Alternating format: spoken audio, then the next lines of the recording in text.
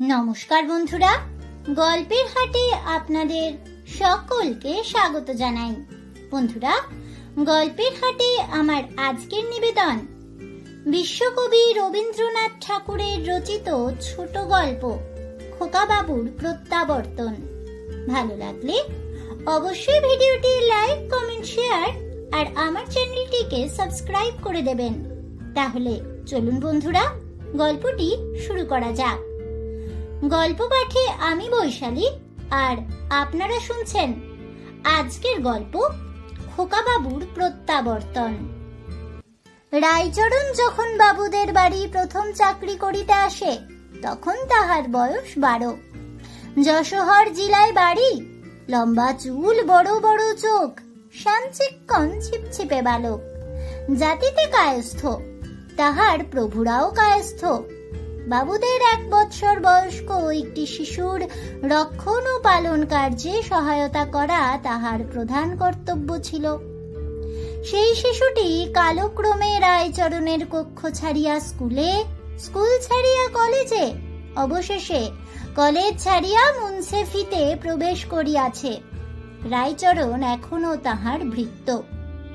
তাহার আরো একটি মনিব বাড়ি আছে। মা ঠাকুরানী ঘরে আসিয়াছেন, সুতরাং অনুকূল বাবুর উপর রায়চরণের পূর্বে যতটা অধিকার ছিল, তাহার অধিকাংশই নূতন কর্ত্রীর হস্তগত হইয়াছে। কিন্তু কর্ত্রী যেমন রায়চরণের পূর্বাধিকার কতকটা হ্রাস করিয়া লইয়াছেন, তেমনি একটি নূতন অধিকার দিয়া অনেকটা পূরণ করিয়া দিয়াছেন। অনুকূলের একটি পুত্র সন্তান অল্পদিন হইল জন্মলাভ করিয়াছে, এবং রায়চরণ কেবল নিজের চেষ্টা ও অধ্যবসায়ে তাহাকে সম্পূর্ণরূপে আয়ত্ত করিয়া লইয়াছে। তাহাকে এমনি উৎসাহের সহিত দোলাইতে আরম্ভ করিয়াছে, এমনি নিপুণতার সহিত তাহাকে 2 হাতে ধরিয়া আকাশে উৎক্ষিপ্ত করে। তাহার মুখের কাছে আসিয়া এমনই সশব্দে শিরশ্চালন করিতে থাকে, উত্তরের কোনো প্রত্যাশা না করিয়া এমন সকল সম্পূর্ণ অর্থহীন অসঙ্গত প্রশ্ন সুর করিয়া শিশুর প্রতি প্রয়োগ করিতে থাকে, যে এই ক্ষুদ্র আনুকৌলভটি রায়চরণকে দেখিলে একেবারে পুলকিত হইয়া ওঠে। অবশেষে ছেলেটি যখন হামাগুড়ি দিয়া অতি সাবধানে চৌকাঠ পার হইত এবং কেহ ধরিতে আসিলে খিলখিল হাস্য কলরব তুলিয়া দ্রুত বেগে নিরাপদ স্থানে লুকাইতে চেষ্টা করিত, তখন রায়চরণ তাহার অসাধারণ চাতুর্য ও বিচার শক্তি দেখিয়া চমৎকৃত হইয়া যাইত। মার কাছে গিয়া সগর্ব সবিস্ময়ে বলিত, মা, তোমার ছেলে বড় হলে জজ হবে, 5000 টাকা রোজগার করবে। পৃথিবীতে আর কোনো মানব সন্তান যে এই বয়সে চৌকাঠ লঙ্ঘন প্রভৃতি অসম্ভব চাতুর্যের পরিচয় দিতে পারে, তাহা রায়চরণের ধ্যানের অগম্য। কেবল ভবিষ্যৎ জজেদের পক্ষে কিছুই আশ্চর্য নহে।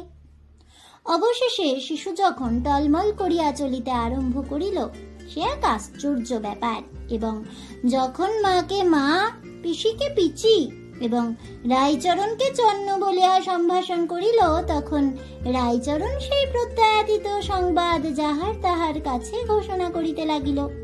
সবচেয়ে আশ্চর্যের বিষয় এই যে মাকে মা বলে, পিসিকে পিসি বলে, কিন্তু আমাকে বলে চন্ন। বাস্তবিক শিশুর মাথায় এ বুদ্ধি কি করিয়া যোগাইল বলা শক্ত। নিশ্চয়ই কোনো বয়স্ক লোক কখনোই এরূপ অলোক সামান্যতার পরিচয় দিত না, এবং দিলেও তাহার জজের পদ প্রাপ্তির সম্ভাবনা সম্বন্ধে সাধারণের সন্দেহ উপস্থিত হইত। কিছুদিন বাদে মুখে দড়ি দিয়া রায়চরণকে ঘোড়া সাজিতে হইল, এবং মল্ল সাজিয়া তাহাকে শিশুর সহিত কুস্তি করিতে হইত। আবার পরাভূত হইয়া ভূমিতে পড়িয়া না গেলে বিষম বিপ্লব বাধিত। এই সময়ে অনুকূল পদ্মা তীরবর্তী এক জেলায় বদলি হইলেন। অনুকূল তাহার শিশুর জন্য কলিকাতা হইতে এক ঠেলা গাড়ি লইয়া গেলেন। শাটিনের জামা এবং মাথায় একটা জরির টুপি, হাতে সোনার বালা এবং পায়ে 2 গাছি মল পরাইয়া রায়চরণ নবকুমারকে 2 বেলা গাড়ি করিয়া হাওয়া খাওয়াইতে লইয়া যাইত। বর্ষাকাল আসিল। ক্ষুধিত পদ্মা উদ্যান, গ্রাম, শস্যক্ষেত্র এক এক গ্রাসে মুখে পুড়িতে লাগিল। বালুকাচরের কাশবন এবং বনঝাউ জলে ডুবিয়া গেল। পাড় ভাঙার অবিশ্রাম ঝুপঝাপ শব্দ এবং জলের গর্জনে 10 দিক মুখরিত হইয়া উঠিল এবং দ্রুত বেগে ধাবমান ফেনরাশি নদীর তীব্র গতিকে প্রত্যক্ষ গোচর করিয়া তুলিল। অপরাহ্নে মেঘ করিয়াছিল, কিন্তু বৃষ্টির কোনো সম্ভাবনা ছিল না। রাইচরণের খামখেয়ালি ক্ষুদ্র প্রভু কিছুতেই ঘরে থাকিতে চাহিল না। গাড়ির উপর চড়িয়া বসিল। রাইচরণ ধীরে ধীরে গাড়ি ঠেলিয়া ধান্যক্ষেত্রের প্রান্তে নদীর তীরে আসিয়া উপস্থিত হইল। নদীতে একটিও নৌকা নাই, মাঠে একটিও লোক নাই। মেঘের ছিদ্র দিয়া দেখা গেল পরপারে জনহীন বালুকা তীরে শব্দহীন দীপ্ত সমারোহের সহিত সূর্যাস্তের আয়োজন হইতেছে। সেই নিস্তব্ধতার মধ্যে শিশু সহসা একদিকে অঙ্গুলি নির্দেশ করিয়া বলিল, চন্ন ফু। অনতিদূরে সজল পঙ্কিল ভূমির উপর একটি বৃহৎ কদম্ব বৃক্ষের উচ্চ শাখার গুটি কয়েক কদম্ব ফুল ফুটিয়াছিল। সেই দিকে শিশুর লুব্ধ দৃষ্টি আকৃষ্ট হইয়াছিল। 2-4 দিন হইল রাইচরণ কাঠি দিয়া বিদ্ধ করিয়া তাহাকে কদম্ব ফুলের গাড়ি বানাইয়া দিয়াছিল। তাহাতে দড়ি বাঁধিয়া টানিতে এত আনন্দ বোধ হইয়াছিল যে সেদিন রাইচরণকে আর লাগাম পড়িতে হয় নাই। ঘোড়া হইতে সে একেবারেই সহিসের পদে উন্নীত হইয়াছিল। কাদা ভাঙিয়া ফুল তুলিতে যাইতে চন্নর প্রবৃত্তি হইল না। তাড়াতাড়ি বিপরীত দিকে অঙ্গুলি নির্দেশ করিয়া বলিল, দেখো দেখো, ওই দেখো পাখি, ওই উড়ে গেল। আয় রে পাখি, আয় আয়। এইরূপ অবিশ্রান্ত বিচিত্র কলরব করিতে করিতে সবেগে গাড়ি ঠেলিতে লাগিল। কিন্তু যে ছেলের ভবিষ্যতে জজ হইবার কোনো সম্ভাবনা আছে, তাহাকে এরূপ সামান্য উপায়ে ভুলাইবার প্রত্যাশা করা বৃথা। বিশেষত চারিদিকে দৃষ্টি আকর্ষণের উপযোগী কিছুই ছিল না এবং কাল্পনিক পাখি লইয়া অধিকক্ষণ কাজ চলে না। রাইচরণ বলিল, তবে তুমি গাড়িতে বসে থাকো, আমি চট করে ফুল তুলে আনছি। খবরদার জলের ধারে যেও না বলিয়া হাঁটুর উপর কাপড় তুলিয়া কদম্ব বৃক্ষের অভিমুখে চলিল। কিন্তু ওই যে জলের ধারে যাইতে নিষেধ করিয়া গেল, তাহাতে শিশুর মন কদম্ব ফুল হইতে প্রত্যাবৃত হইয়া সেই মুহূর্তেই জলের দিকে ধাবিত হইল। দেখিল জল খলখল ছলছল করিয়া ছুটিয়া চলিয়াছে, যেন দুষ্টামি করিয়া কোনো এক বৃহৎ রায়চরণের হাত এড়াইয়া 1,00,000 শিশু প্রবাহ সহাস্য কলস্বরে নিষিদ্ধ স্থানাভিমুখে দ্রুত বেগে পলায়ন করিতেছে। তাহাদের সেই অসাধু দৃষ্টান্তে মানব শিশুর চিত্ত চঞ্চল হইয়া উঠিল। গাড়ি হইতে আস্তে আস্তে নামিয়া জলের ধারে গেল। একটা দীর্ঘ তৃণ কুড়াইয়া লইয়া তাহাকে ছিপ কল্পনা করিয়া ঝুঁকিয়া মাছ ধরিতে লাগিল। দুরন্ত জলরাশি অস্ফুট কলভাষায় শিশুকে বারবার আপনাদের খেলাঘরে আহ্বান করিল। একবার ঝপ করিয়া একটা শব্দ হইল, কিন্তু বর্ষার পদ্মা তীরে এমন শব্দ কত শোনা যায়। রাইচরণ আঁচল ভরিয়া কদম্ব ফুল তুলিল। গাছ হইতে নামিয়া সহাস্য মুখে গাড়ির কাছে আসিয়া দেখিল কেউ নাই। চারিদিকে চাহিয়া দেখিল কোথাও কাহারও কোনো চিহ্ন নাই। মুহূর্তে রাইচরণের শরীরের রক্ত হিম হইয়া গেল। সমস্ত জগৎ সংসার মলিন বিবর্ণ ধোঁয়ার মতো হইয়া আসিল। ভাঙা বুকের মধ্য হইতে একবার প্রাণপণ চিৎকার করিয়া ডাকিয়া উঠিল, বাবু, খোকা বাবু, লক্ষ্মী দাদা বাবু আমার। কিন্তু চন্ন বলিয়া কেহ উত্তর দিল না। দুষ্টামি করিয়া কোনো শিশুর কণ্ঠ হাসিয়া উঠিল না। কেবল পদ্মা পূর্ববৎ ছল ছল খল খল করিয়া ছুটিয়া চলিতে লাগিল, যেন সে কিছুই জানে না এবং পৃথিবীর এই সকল সামান্য ঘটনায় মনোযোগ দিতে তাহার যেন এক মুহূর্ত সময় নাই। একদিন রায়চরণ হঠাৎ কর্মে জবাব দিল এবং ফেলনাকে কিছু টাকা দিয়া বলিল, আবশ্যক পড়িয়াছে, আমি কিছুদিনের মতো দেশে যাইতেছি।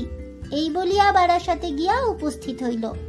অনুকূল বাবু তখন সেখানে মুন্সেফ ছিলেন।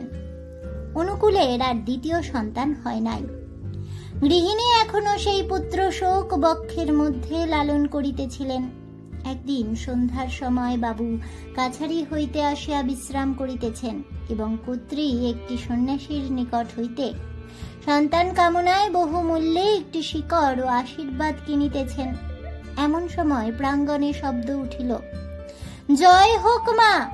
বাবু জিজ্ঞাসা করিলেন, কে রে? রায়চরণ আসিয়া প্রণাম করিয়া বলিল, আমি রায়চরণ। বৃদ্ধকে দেখিয়া অনুকূলের হৃদয় আর্দ্র হইয়া উঠিল। তাহার বর্তমান অবস্থা সম্বন্ধে সহস্র প্রশ্ন এবং আবার তাহাকে কর্মে নিয়োগ করিবার প্রস্তাব করিলেন। রায়চরণ ম্লান হাস্য করিয়া কহিল, মা ঠাকুরুনকে একবার প্রণাম করিতে চাই। অনুকূল তাহাকে সঙ্গে করিয়া অন্তঃপুরে লইয়া গেলেন। মা ঠাকুরুন রায়চরণকে তেমন প্রসন্নভাবে সমাদর করিলেন না। রায়চরণ তৎপ্রতি লক্ষ্য না করিয়া জোর হস্তে কহিল, প্রভু, মা, আমি তোমাদের ছেলেকে চুরি করিয়া লইয়াছিলাম। পদ্মাও নয়, আর কেহই নয়, কৃতঘ্ন অধম এই আমি। অনুকূল বলিয়া উঠিলেন, বলিস কি রে? কোথায় সে? আগা, আমার কাছেই আছে, আমি পরশ্ব আনিয়া দিব। সেদিন রবিবার, কাছারি নাই। প্রাতঃকাল হইতে স্ত্রী পুরুষ দুইজনে উন্মুখ ভাবে পথ চাহিয়া বসিয়া আছেন। 10টার সময় ফেলনাকে সঙ্গে লইয়া রায়চরণ আসিয়া উপস্থিত হইল। অনুকূলের স্ত্রী কোনো প্রশ্ন কোনো বিচার না করিয়া তাহাকে কোলে বসাইয়া তাহাকে স্পর্শ করিয়া তাহার আঘ্রাণ লইয়া অতৃপ্ত নয়নে তাহার মুখ নিরীক্ষণ করিয়া কাঁদিয়া হাসিয়া ব্যাকুল হইয়া উঠিলেন। বাস্তবিক ছেলেটি দেখিতে বেশ, বেশভূষা আকার প্রকারে দারিদ্র্যের কোনো লক্ষণ নাই। মুখে অত্যন্ত প্রিয় দর্শন, বিনীত সলজ্জ ভাব দেখিয়া অনুকূলের হৃদয়েও সহসা স্নেহ উচ্ছ্বসিত হইয়া উঠিল। তথাপি তিনি অবিচলিত ভাব ধারণ করিয়া জিজ্ঞাসা করিলেন, কোনো প্রমাণ আছে? রায়চরণ কহিল, এমন কাজের প্রমাণ কি করিয়া থাকিবে? আমি যে তোমার ছেলে চুরি করিয়াছিলাম সে কেবল ভগবান জানেন, পৃথিবীতে আর কেহ জানে না। অনুকূল ভাবিয়া স্থির করিলেন যে ছেলেটিকে পাইবা মাত্র তাহার স্ত্রী যেরূপ আগ্রহের সহিত তাহাকে আগলাইয়া ধরিয়াছেন, এখন প্রমাণ সংগ্রহের চেষ্টা করা সুযুক্তি নহে। যেমনই হোক, বিশ্বাস করাই ভালো। তাছাড়া রায়চরণ এমন ছেলেই বা কোথায় পাইবে এবং বৃদ্ধ ভৃত্য তাহাকে অকারণে প্রতারণাই বা কেন করিবে? ছেলেটির সহিত কথোপকথন করিয়া জানিলেন যে সে শিশুকাল হইতে রায়চরণের সহিত আছে এবং রায়চরণকে সে পিতা বলিয়া জানিত, কিন্তু রায়চরণ কখনো তাহার প্রতি পিতার ন্যায় ব্যবহার করে নাই, অনেকটা ভৃত্যের ভাব ছিল। অনুকূল মন হইতে সন্দেহ দূর করিয়া বলিলেন, কিন্তু রায়চরণ, তুই আর আমাদের ছাড়া মরাইতে পাইবি না। রায়চরণ করজোড়ে গদগদ কণ্ঠে বলিল, প্রভু, বৃদ্ধ বয়সে কোথায় যাইব? কর্ত্রী বলিলেন, আহা থাক, আমার বাছার কল্যাণ হোক, ওকে আমি মাপ করিলাম। ন্যায়পরায়ণ অনুকূল বলিলেন, যে কাজ করিয়াছে উহাকে মাপ করা যায় না। রায়চরণ অনুকূলের পা জড়াইয়া কহিল, আমি করি নাই, ঈশ্বর করিয়াছেন। নিজের পাপ ঈশ্বরের স্কন্ধে চাপাইবার চেষ্টা দেখিয়া অনুকূল আরো বিরক্ত হইয়া কহিলেন, যে এমন বিশ্বাসঘাতকতার কাজ করিয়াছে তাহাকে আর বিশ্বাস করা কর্তব্য নয়। রায়চরণ প্রভুর পা ছাড়িয়া কহিল, সে আমি নয় প্রভু। তবে কে? আমার অদৃষ্ট। কিন্তু এরূপ কৈফিয়তে কোনো শিক্ষিত লোকের সন্তোষ হইতে পারে না। রাইচরণ বলিল, পৃথিবীতে আমার আর কেহ নাই। ফেলনা যখন দেখিল সে মুন্সেফের সন্তান, রাইচরণ তাহাকে এতদিন চুরি করিয়া নিজের ছেলে বলিয়া অপমানিত করিয়াছে, তখন তাহার মনে মনে কিছু রাগ হইল। কিন্তু তথাপি উদারভাবে পিতাকে বলিল, বাবা, উহাকে মাপ করো, বাড়িতে থাকিতে না দাও, উহার মাসিক কিছু টাকা বরাদ্দ করিয়া দাও। ইহার পর রাইচরণ কোনো কথা না বলিয়া একবার পুত্রের মুখ নিরীক্ষণ করিল, সকলকে প্রণাম করিল। তাহার পর দ্বারের বাহির হইয়া পৃথিবীর অগণ্য লোকের মধ্যে মিশিয়া গেল। মাসান্তে অনুকূল যখন তাহার দেশের ঠিকানায় কিঞ্চিত বৃত্তি পাঠাইলেন, তখন সে টাকা ফিরিয়া আসিল, সেখানে কোনো লোক নাই। তাহলে বন্ধুরা, আজকের গল্পটি শুনে কেমন লাগলো অবশ্যই আমাকে কমেন্টে জানাবেন। ভিডিওটি ভালো লেগে থাকলে লাইক শেয়ার করতে ভুলবেন না। আমার চ্যানেলের নতুন বন্ধু হয়ে থাকলে চ্যানেলটিকে সাবস্ক্রাইব করে দেবেন, পাশে থাকা বেল বাটনটি প্রেস করে রাখবেন নতুন ভিডিওর নোটিফিকেশন পাওয়ার জন্য। দেখা হচ্ছে পরের ভিডিওতে, তাই সকলে ভালো থাকুন, সুস্থ থাকুন, আর অবশ্যই সঙ্গে থাকুন আর দেখতে থাকুন গল্পের হাট।